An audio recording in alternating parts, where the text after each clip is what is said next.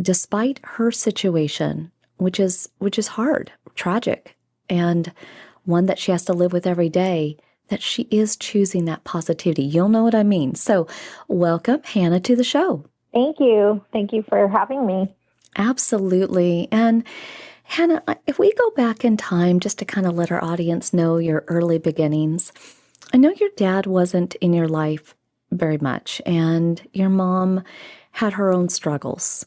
And that had you living with your grandparents pretty much up till when you were 12. And then your mom had had another a child as well. So you eventually, around that time, left to your grandparents who were really loving, that you were their baby, right?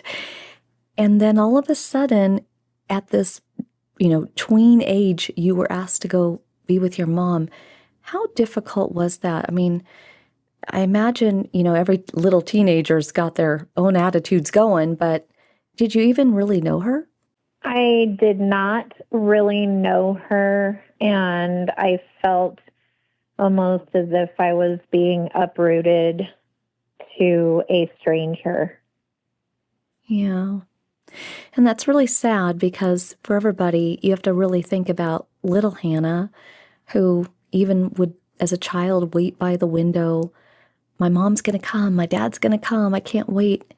And there were many times they never showed up.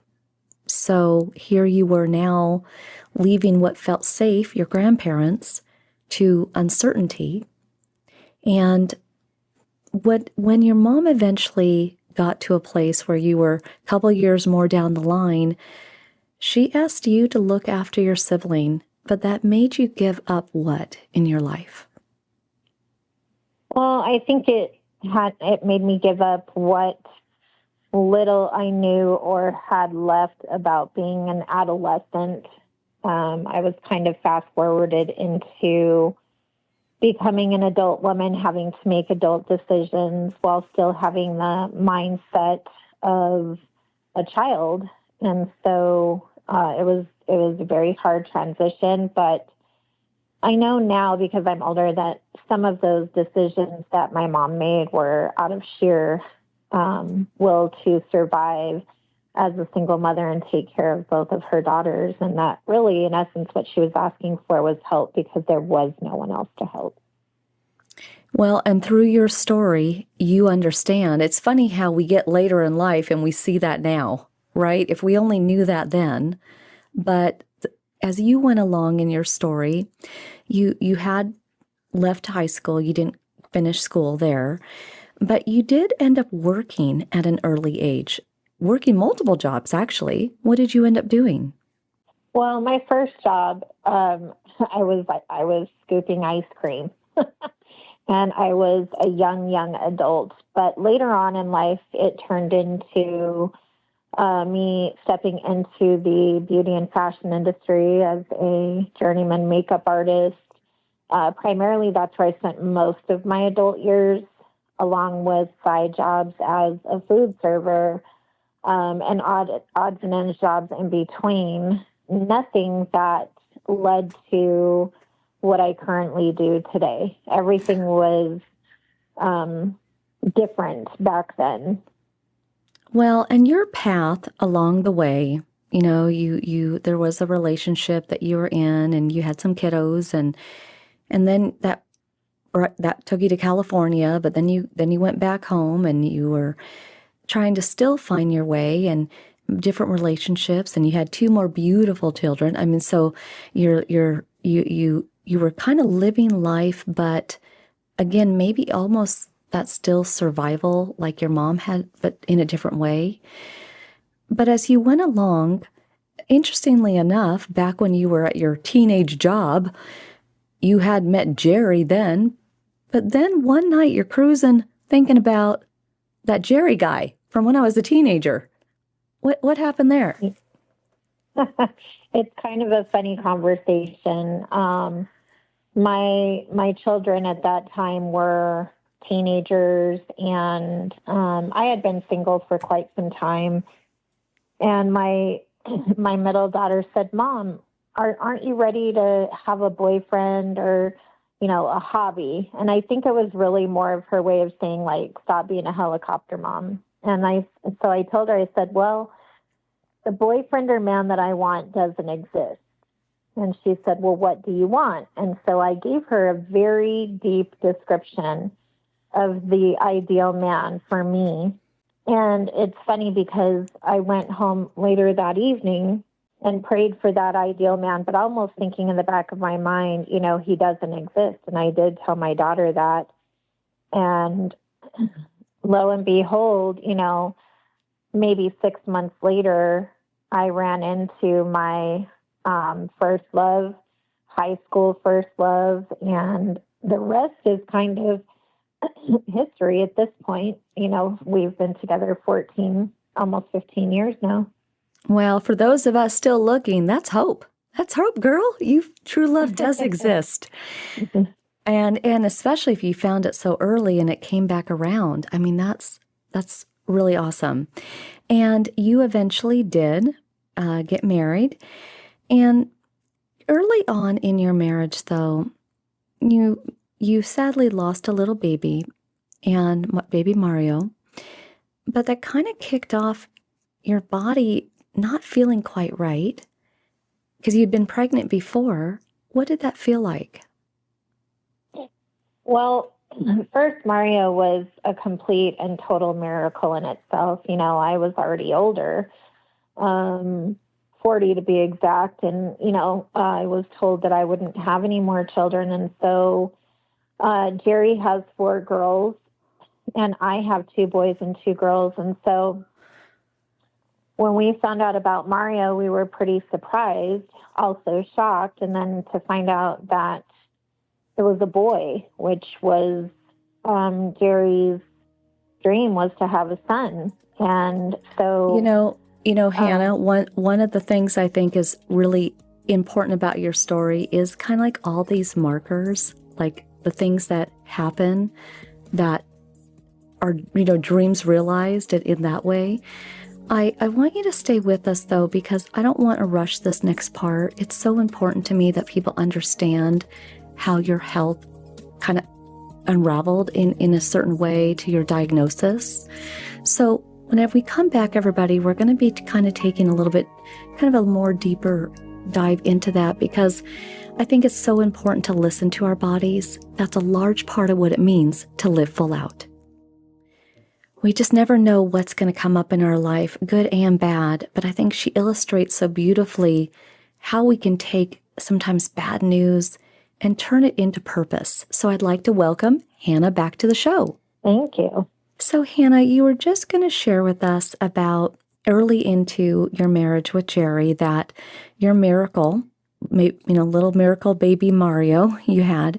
Can you share with us again just kind of what happened there, but how it also kind of opened up kind of how your body was going through some changes?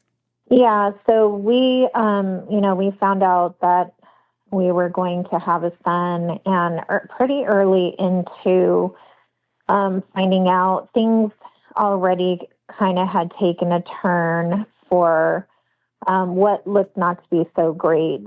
I struggled through my pregnancy.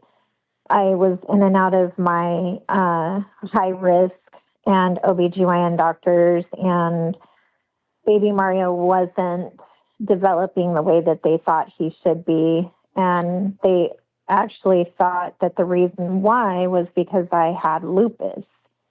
So I think my body at that time was already sending signals to what was to come. It was just that there was this little baby who my body was trying to protect and grow while also protecting itself. And so we went through the entire pregnancy, yet towards the end, we were told that he had not fully developed, that I would give birth to a child who would not be living. And so during this process, we got ready. We had the baby shower. We set up the nursery. We were in full co-parent mode and excited to welcome this baby who later on we found out would never even take his first breath being born. And so that tragedy quickly evolved into depression, anxiety, sadness.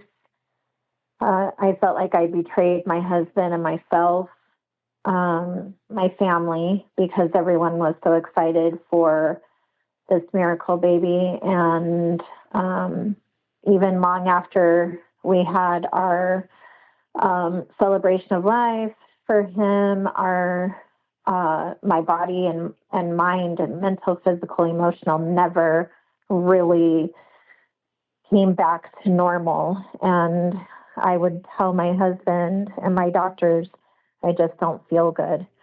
And they would all tell me the same thing. This is what grief looks like. This comes in stages. But it was deeper than that. My body was on fire.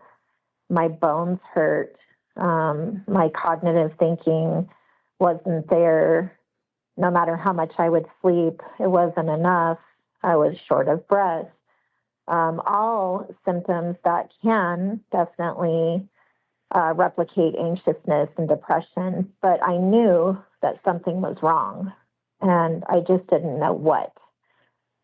And so from there, I finally went to go see my general practitioner, and I just begged him to test me, to look deeper, that I couldn't get anyone else to hear me or understand me. And he was the one person in my health journey and personal journey who actually took the time to do discovery, to find out why I was feeling what I was feeling. And what he unraveled is terrible. And what when he gave you the diagnosis, what did he say you have? Well, he said he didn't really tell me what I had. He told me that I needed to get to a tertiary facility that specializes in blood cancers. And so he helped me by advocating and getting me into the Mayo Clinic, which there I did see a professional who specialized in blood cancers, not really knowing what type of blood cancer it was or if that's what it was. There were still so many unanswered questions. And so we did travel. We did go to City of Hope. I did go through the testing, the bone marrow, all of the different tests, everything that you can think of, to find out that indeed I did have a plasma neoplasm disease, also known as multiple myeloma. It runs in the blood cancer family. And what is, when you're told that, what is the prognosis, or what was it at that point? What did they tell you?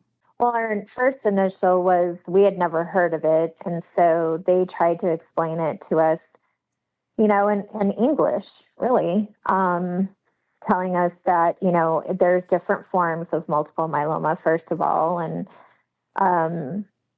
so the type that I have is rare. It was at that time very aggressive, and so they just told us, this could be a 1 year, go home, get your affairs in order type of thing. And so I think when we heard those words, I think it really put some things into perspective, and it was very scary. No one wants to hear that, especially as a mother. I have children and this full life ahead of me. And so it was a hard thing to hear. And of course, we ran to Google to look up everything, try to understand exactly what we're being told. And it was really a whirlwind of sadness and deep despair, like my soul had broken.